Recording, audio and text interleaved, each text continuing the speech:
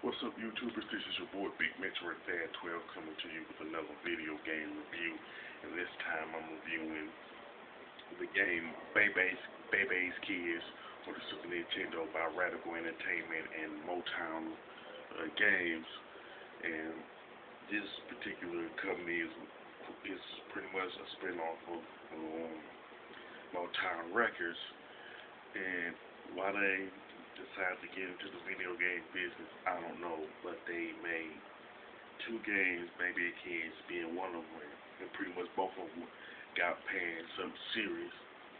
So they wisely left. Now, the game is based on the movie Bebe's Kids, which is based off of the stand-up routine of the late comic Robin Harris. In the movie, which was also panned. And now the plot of the game is that some strange things was happening at this amusement park called Fun World, and LaShawn and Khalil, two of the Bebe's Kids, pretty much investigating what's happening. Now in the game, you can pick between Khalil or LaShawn, but for some reason the company, they didn't make any efforts to have them do different have to separate the two as far as fighting moves are concerned. And it is worth noting that this is a beat 'em up game, you know what I'm saying? And we should have like 6 levels in it.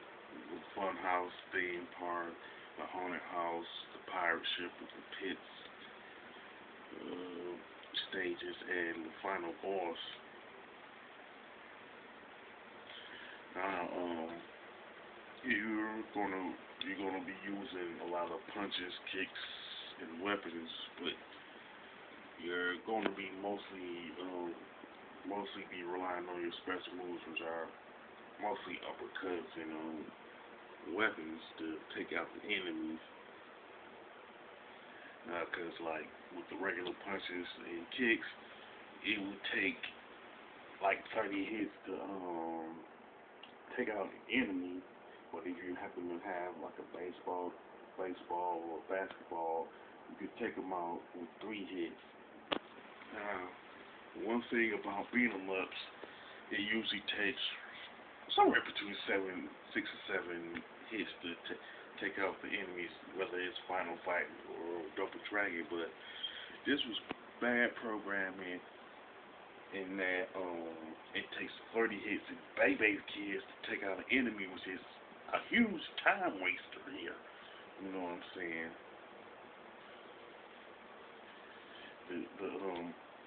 The hit detection is pretty much flawed too, you know what I'm saying? You're not gonna always hit the enemies in the game when you're trying to do so. Now, when it comes to the characters in the game, you only got Robin Harris and Bebe's Kids in it, including like the Bebe and the younger one. Now, I know I'm a real stickler for when it comes to a game being as faithful as possible to the movie, you know what I'm saying? But in this case, it really don't matter because this game sucks something serious, you know what I'm saying? Now, and mainly because he does have bigger problems. Now, when it comes to the graphics and gameplay, well, I'm gonna get to gameplay in a minute, but as far as the graphics and design, they're awful. They're awful. You know what I'm saying? The color palette is kind of decent, but let's face it, it didn't age well. You know what I'm saying? It just didn't age well at all. Now, as far as the gameplay, the controls are stiff, the hit detection is bad, it's really no point in grabbing any weapons because you only have like a limited number, and it's usually less than 10. Then there's the fact that it takes three. You have to hit the enemies 3 times with the weapons, or it takes 3 uppercuts to take them out. So it's kind of pointless there. You know what I'm saying? And why does the girl move so funny in the game? You know what I'm saying? Now the soundtrack is generic, and it has to be one of the most forgettable soundtracks that pretty much I ever heard in a video game. You know what I'm saying? Especially on Super Nintendo. Now, to be truthful, I wouldn't recommend this game to nobody. I definitely would tell anybody who's a retro gamer to stay away from it. I definitely tell somebody who is a YouTuber doing Let's Plays that pretty much stay away from it, because this is one of the worst Super Nintendo games to be released, and it wasn't a good idea at all for this Charter Festival to be released in the video game, much like the movie. It really had no reason to be released.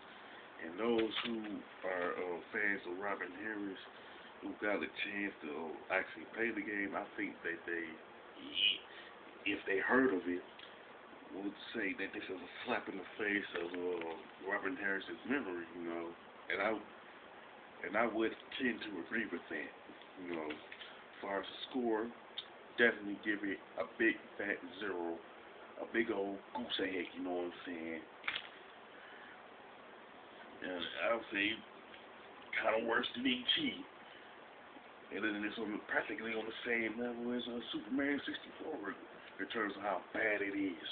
You know, with that being said, if you played Bebe as kids and you hate it, number one, I don't blame you, but you can also mention it in the comment section of the video. If you like my review of Bebe's Kids, don't hesitate to click the thumbs up button, and don't forget to subscribe. This is your boy, Big Metroid Fan 12, signing off.